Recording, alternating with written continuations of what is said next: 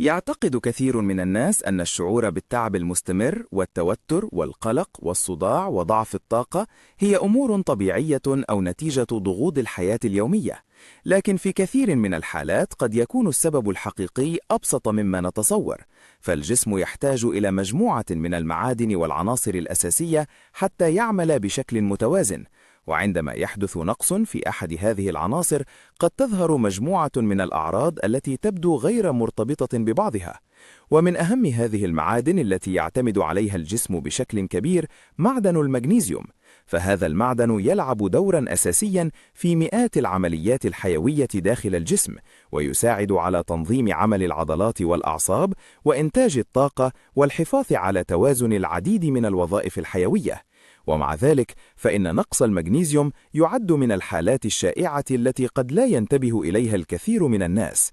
المشكلة أن كثيرا من الأعراض الناتجة عن نقص المغنيسيوم تكون خفية أو غير واضحة، وقد يظن البعض أنها مجرد توتر أو إرهاق أو قلة نوم، كما أن الطرق التقليدية لفحص المغنيسيوم قد لا تعكس المستوى الحقيقي الموجود داخل خلايا الجسم.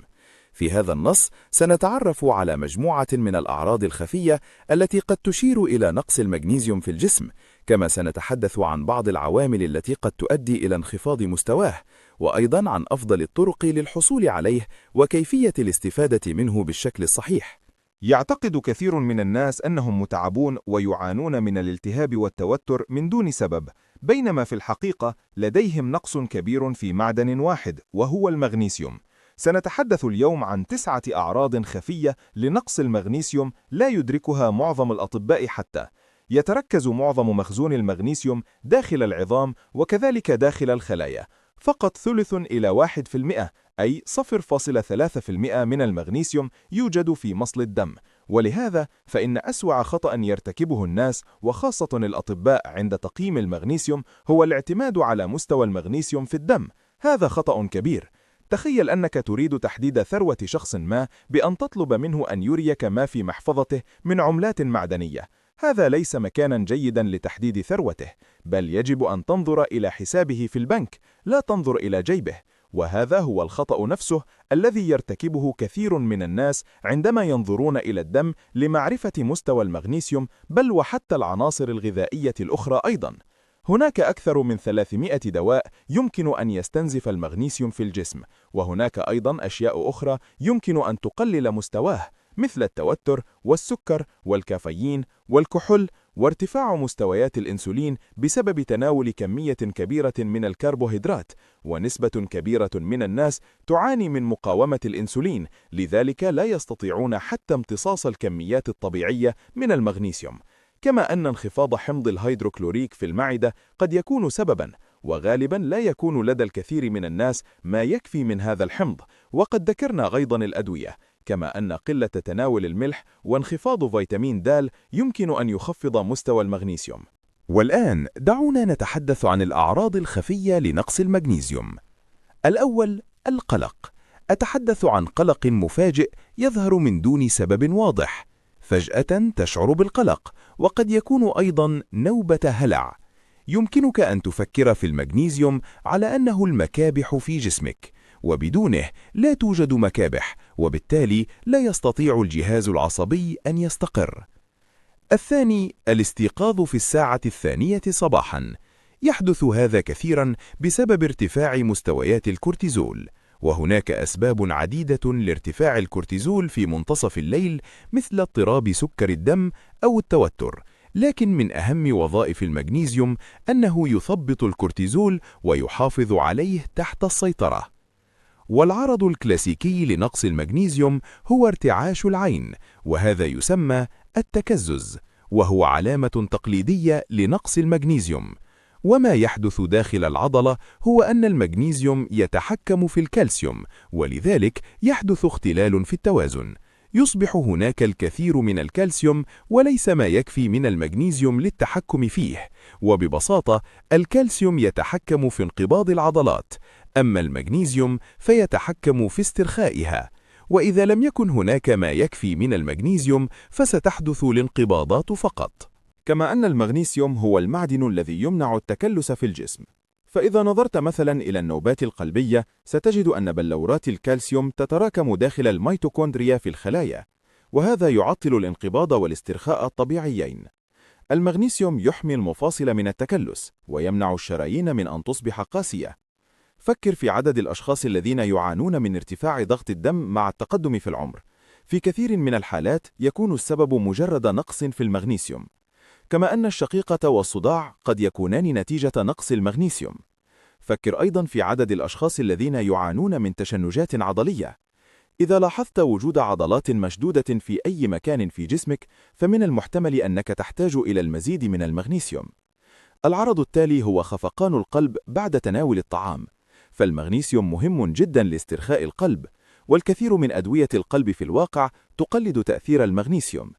من دون المغنيسيوم تصبح الشرايين قاسية وتنقبض ويرتفع ضغط الدم، وقد يؤدي ذلك إلى الرجفان الأذيني، وهو حالة شائعة جدا وتعد علامة كلاسيكية لنقص المغنيسيوم، وقد تحتاج في هذه الحالة إلى كمية كبيرة من المغنيسيوم لفترة طويلة.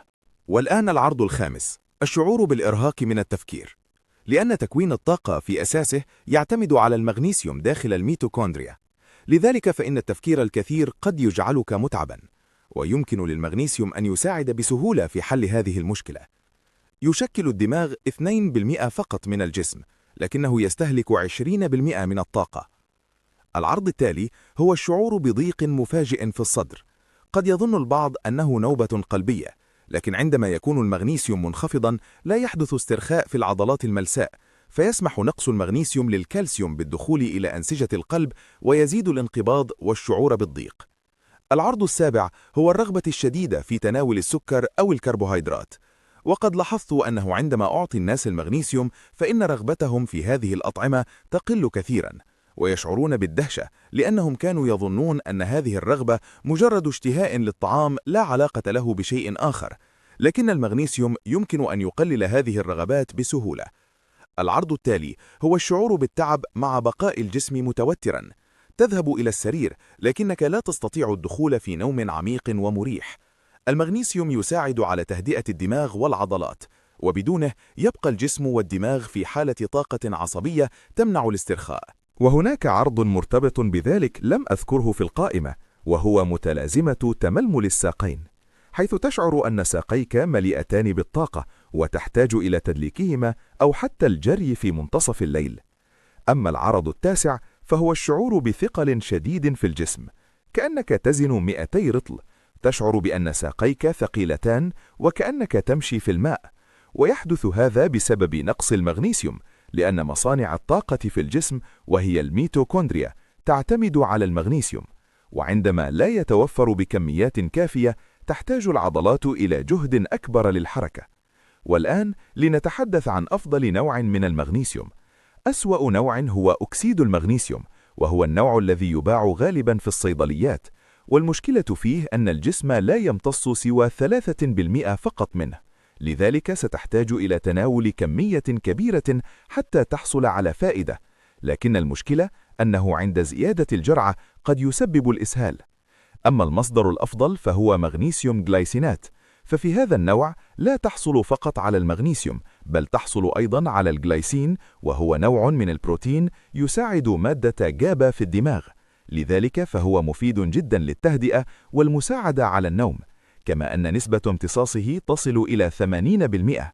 أفضل وقت لتناول المغنيسيوم هو في الجزء الأخير من اليوم، ويفضل تناوله بعد العشاء، ويمكن تناوله على شكل حبوب أو مسحوق يخلط مع الماء. وإذا تناولت أكثر من 400 ملغرام في مرة واحدة فإن الزائد يخرج مع البول، لأن الجسم لا يستطيع امتصاص إلا كمية محددة في المرة الواحدة.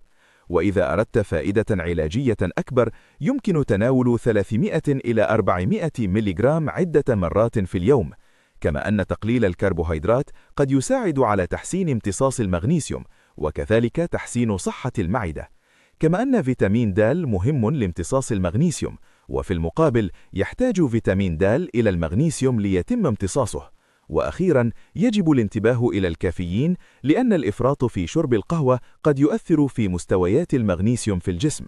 بعد التعرف على هذه الأعراض المختلفة يتضح أن نقص المغنيسيوم قد يؤثر في جوانب عديدة من صحة الإنسان، بدءاً من الجهاز العصبي والعضلات، وصولاً إلى القلب والطاقة العامة في الجسم. وكثير من الأشخاص قد يعانون من بعض هذه الأعراض دون أن يدركوا أن السبب قد يكون مرتبطاً بنقص هذا المعدن المهم.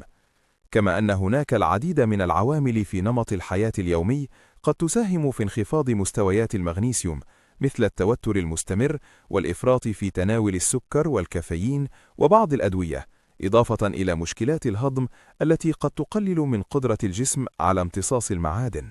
ولهذا فإن الانتباه إلى هذه العلامات يمكن أن يساعد الإنسان على فهم جسده بشكل أفضل، كما أن الاهتمام بالتغذية المتوازنة والحصول على المعادن والفيتامينات الضرورية يمكن أن يلعب دورا مهما في دعم الصحة العامة والحفاظ على توازن الجسم.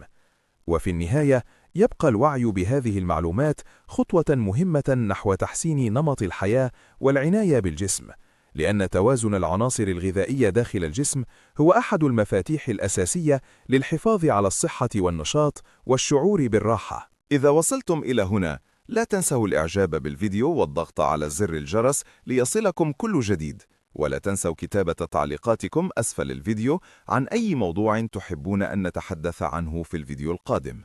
شكرا لمشاهدتكم، وأتمنى لكم دوام الصحة والعافية.